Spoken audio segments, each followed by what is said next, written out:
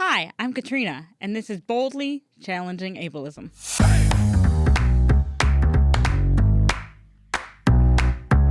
I'm your host, Katrina Simon. I'm the Community Program Specialist at the Institute on Community Integration at the University of Minnesota. This program explores various topics that impact people with disabilities in our community.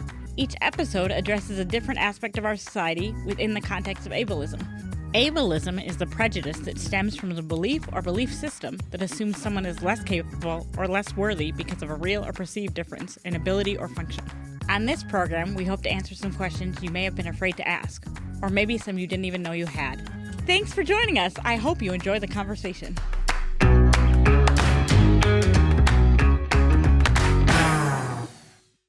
Thanks, everybody, for joining us today on the podcast. We're really excited to be here today because we've got a great guest. My name is Katrina, and I'm your host. Today, our guest is Joe Carr, and I pretty much met Joe through Facebook. We have met in person one time, I think, at Gillette. I think we were both there. And Joe has something called Joe's Lemonade Stand that benefits Gillette Children's. And I have known about it for a long time because Joe and his followers have a prolific Facebook presence. And Joe is so busy and does so many cool things that I just really wanted to have him on the podcast. And then my friend Bob's wife, Jen, was Joe's teacher a couple of years ago. And I asked her about talking to Joe one time. And she's like, you just got to talk to him. He's the greatest guy. So today we're going to get to do that on the podcast. We're so excited that you joined us today, Joe. Welcome to Boldly, Joe. We're so honored to have you on the podcast, and we waited so long. Thank you for coming to Boldly. Hello, Katrina. Thank you so much for having me on your podcast. We were so glad you could come. We were like, we think we're going to ask him, but we're worried that he's going to be too busy because probably everyone wants to talk to him about his lemonade stand and about his cool stuff that he's doing. Because you're doing so much stuff. All right, can you start out by telling us what your name is and how old you are? Well, we already know your name. How old are you? My name is Joe Carr, and I'm 21 years old. And can you tell us a little bit about yourself?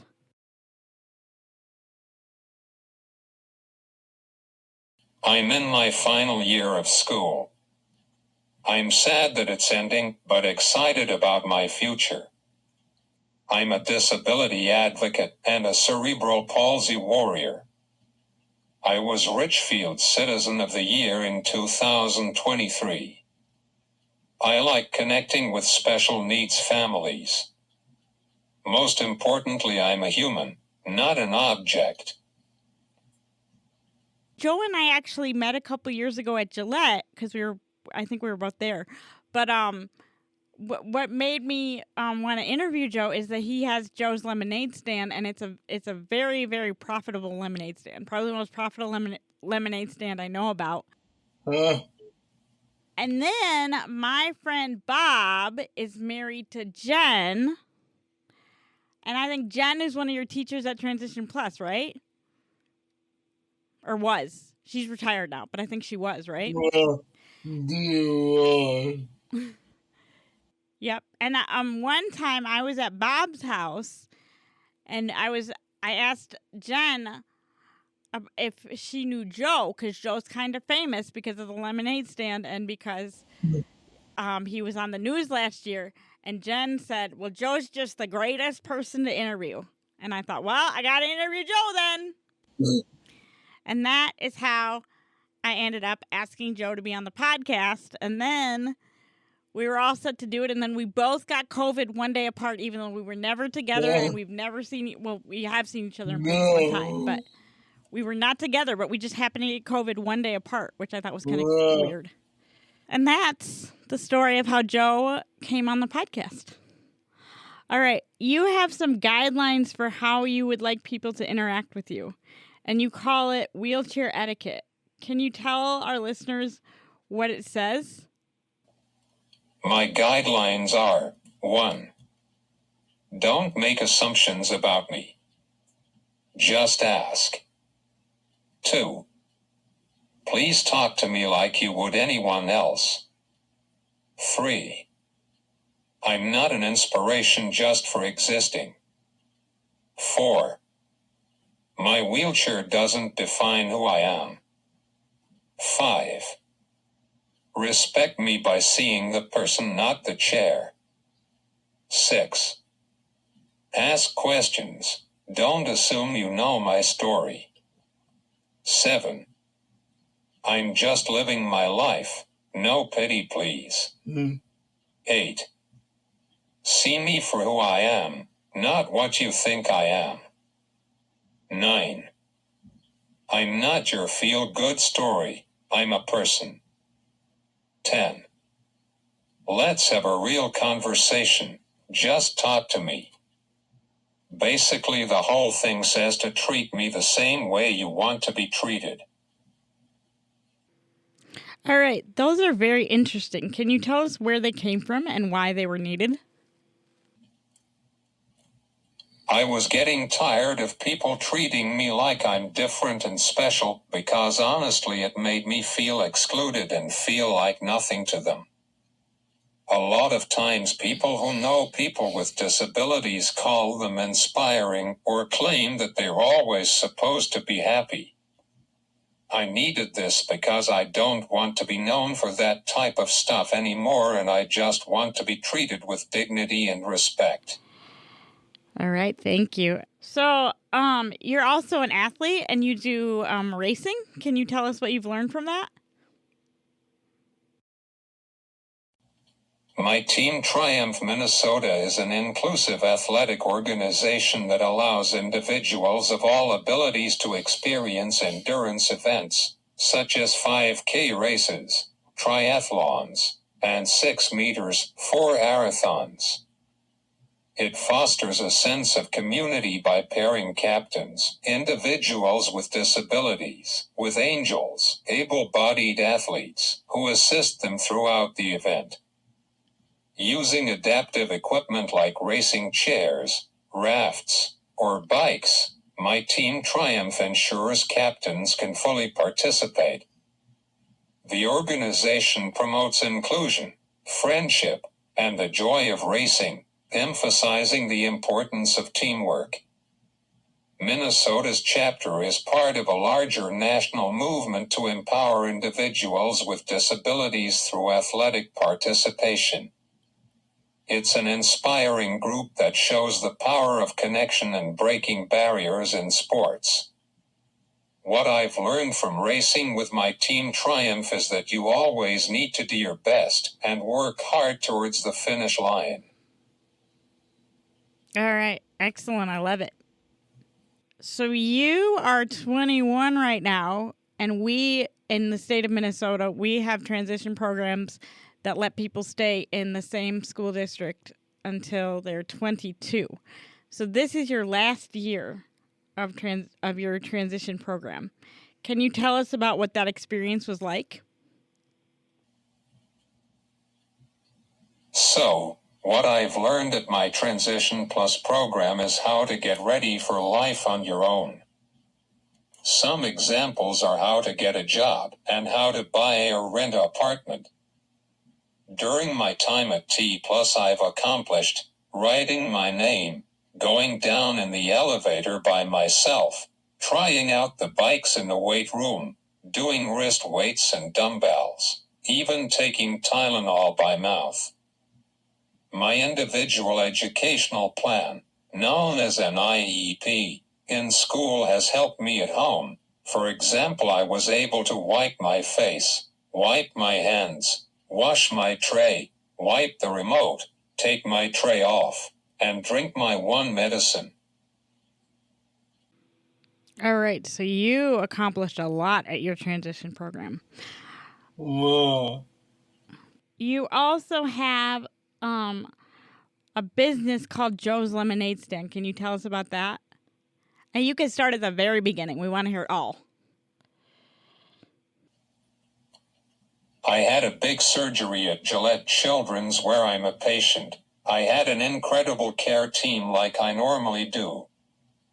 So I wanted to figure out a way to give back to the hospital that has always been by my side. So I created a lemonade stand at my house for other Gillette patients.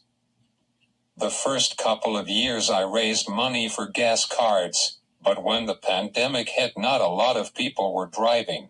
So I decided to raise money for new adaptive bikes for all of the amazing kiddos at Gillette Children's.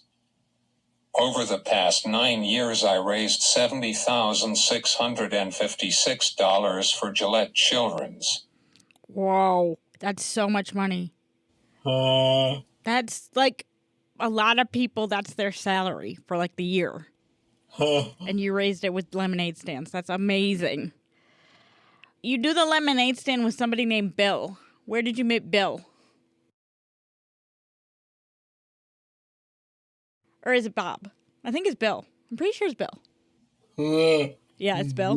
Okay. I've met him when he was my kindergarten para, and now he comes over a couple hours during the summer to hang out with me. Oh, I love that. You met him in kindergarten. That's amazing. Yeah. Well, thanks so much for letting me make you type that all out. I'm sorry about that. Oh, no problem. And you were on Care 11. Boyd Hooper did a story on you, didn't he? Yeah, he did. Yep, he did. Cool. So, Joe, you said you've been doing Joe's Lemonade Stand for 9 years, right? Yes, this year we're celebrating a decade. Okay, so this will be the big decade at Joe's Lemonade Stand. Yeah. Yeah, all right. And it's at your house, right? Yes.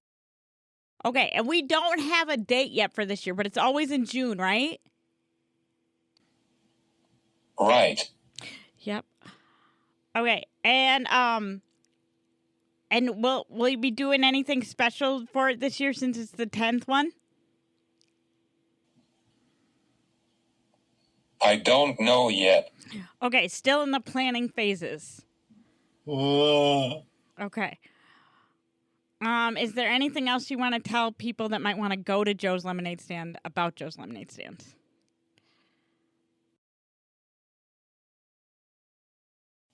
Please come have some lemonade for Gillette Children's. So there's a Facebook page that everybody else can check out that's called Joe and Bill's Lemonade Stand for Gillette Children's. And that'll have all the information on it. So when it's June and you're hot and you want to have some lemonade, you'll just know where to go to get it. Joe and Bill's Lemonade Stand for Gillette Children's. Joe, I never make it to Richfield because it's really far away and it's hard to get there. But I'm going to try this year. I'm going to try extra hard. Oh, All right. Hope to see you there. Maybe we could do a field trip. Because we don't do that many field trips. It'd be fun. maybe. We're gonna get us all in a van. Maybe we'll do our best. Hey, is Boyd Hooper gonna come? Maybe. Maybe he's gonna come. Okay. Well, I want to meet him because he seems like a nice guy. Well, Yeah. he Yeah, he is. Okay. Well, he always seems nice on the news, so I'd love to just meet him in person. All right. Well, we'll try to do an ICI field trip. You are one of the youngest entrepreneurs that I know of, disability or no disability. What can you tell others who also want to make a difference in their community? Find a charity you want to donate to, or simply have a stand with your favorite food or drink. You have a bright future ahead of you. Can you tell us what your plans are? My plans are to live at home for a while and hopefully get some sort of job with Gillette. Awesome. All right. Before we wrap up here, what else do you want people to know about you or about disabilities or about your relentless optimism? One of the most important things I want people to know about me is how deeply committed I am to being there for special needs families. As someone with a disability, I have had the opportunity to walk alongside others who face similar challenges. I understand how difficult it can be to navigate the world when things aren't always set up for you to succeed. And I know it's not just the individual with a disability who faces those challenges, but the whole family. It can be overwhelming, exhausting, and sometimes isolating. That's why I believe it's so important to create spaces where families feel supported and heard. I've always felt that if there's one thing I can do, it's to be that person who listens, shows up, and offers a helping hand. Whether it's sharing my story or simply offering words of encouragement, I want families to know they aren't alone in their journey. I know the struggles are real. There are tough days, tough moments, and tough decisions, but I also know that there is so much strength in resilience and in connection. For me, optimism isn't about ignoring the challenges. It's about embracing them and choosing to see the value in each experience. It's about finding strength in community, knowing that together we can get through anything. There are no quick fixes or easy answers, but there is always hope, always the potential for growth, and always room for love. Optimism comes from showing up for each other, from making sure no one feels left out or forgotten. It comes from supporting special needs families in ways that truly matter, whether that's by being a friend, an advocate, or a compassionate ear when things get tough. I've seen firsthand how powerful it is when we lift each other up. So, whether it's offering advice, providing a sense of comfort, or just being a reminder that better days are ahead, I want to make sure every family knows that they matter, their struggles are seen, and their victories, no matter how big or small, are worth celebrating. Disabilities are just part of the picture, but love, community, and support are what make the journey worthwhile. That's the kind of optimism I hold on to, the kind that's rooted in real connection and understanding. All right. Well, thank you very much, Joe. We really loved having you on the podcast. I think can I ask you maybe a couple shorter questions? Like how many people you live with?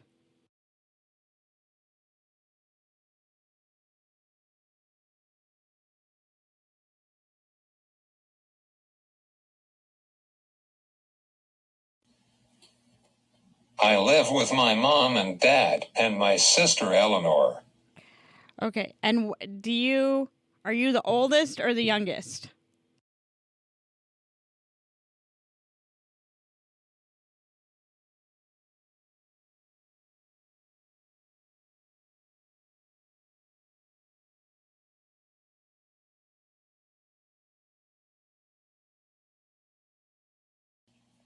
I'm the youngest. You're the youngest. All right. And would you say you got your drive to be so passionate and compassionate towards other people that are going through a similar journey to you from your parents?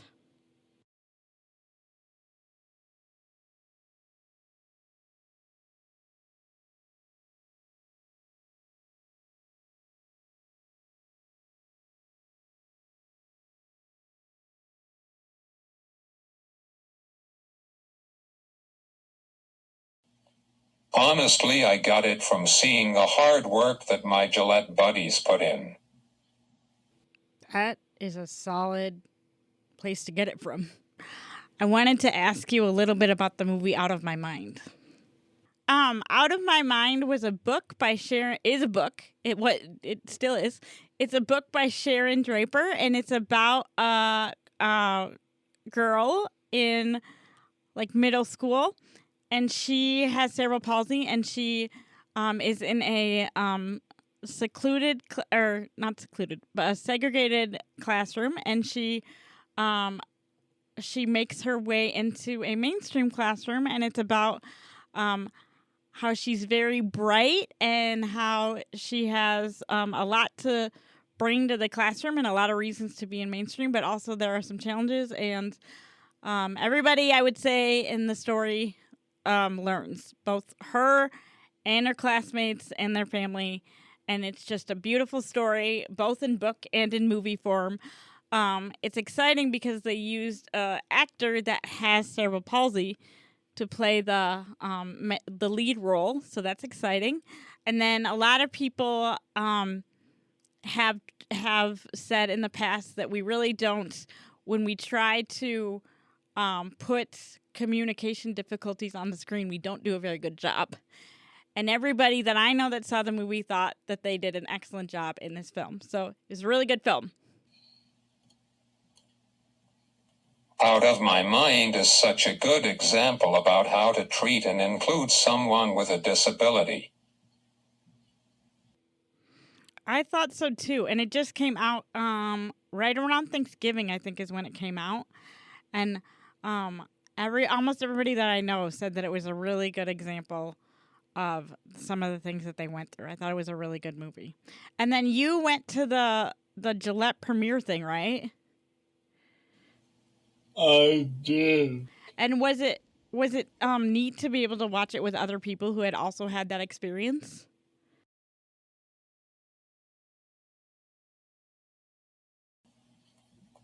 Absolutely. I missed it because I was working. So I'll be there the next time they do it, maybe. And I'll be at the Gillette screening. Wow. And maybe we'll see each other again like we saw each other in the waiting room a couple of years ago. Wow. Yeah, well, because I feel like we both spend a lot of time in waiting rooms. So one of these days we'll have to meet each other there. Absolutely. Okay, so the movie is available on the Disney Plus streaming platform. I'm embarrassed to say that because I have Disney Plus, I don't know if it's also available on other streaming platforms. But as far as I know, Disney right now does not put their films on other platforms because they want you to buy theirs. And then the book was be available at any bookstore. And I think there's a sequel and maybe a third one. I'm not sure. To be perfectly honest, I didn't read the book. I did see the movie though. The movie is called Out of My Mind, and it came out in November of 2024. The book is also called Out of My Mind, and it came out somewhere in the 2000s. I'm not positive exactly when in the 2000s, but I think it's maybe in the early aughts or so. And they had a special screening at Gillette, and I missed it because I was at work, but Joe went. All right. Well, I think I got all my questions answered, Joe. Thank you so much for fitting us into your very busy schedule. We really appreciate it. And I'm excited to see what you do next, and I just love your positive attitude. We hope everybody tunes in next time to join us. We were really excited when you said that you would do it. We were afraid that we were not going to fit into your busy schedule. It was so nice to meet you, and we're glad you're feeling better because you just had COVID. Yeah. We hope you have a good weekend. It's Thursday, or it's Friday today. See? It's not even Thursday. It's Friday today. And so we got a weekend coming up. So that's exciting. It's going to warm up here in Minnesota, so that's nice. Yeah. Thank you also, viewers and listeners, for joining us again on Boldly, and we thank you so much for being here. Joe and Bill's Lemonade Stand is a fundraising enterprise benefiting Gillette Children's Hospital and Clinics. It was started in 2016 by Joe Carr as an endeavor to give back to Gillette Children's Hospital and has grown into a beloved community tradition. Gillette Children's Specialty Healthcare provides specialized healthcare for people who have short-term or long-term disabilities that began during childhood. They help children, adults, and their families improve their health, achieve greater well-being, and enjoy life. For more information about the Lemonade Stand, search for Joe and Bill's Lemonade Stand for Gillette Children's on Facebook or any of your preferred search engines. Thank you for listening to Boldly Challenging Ableism.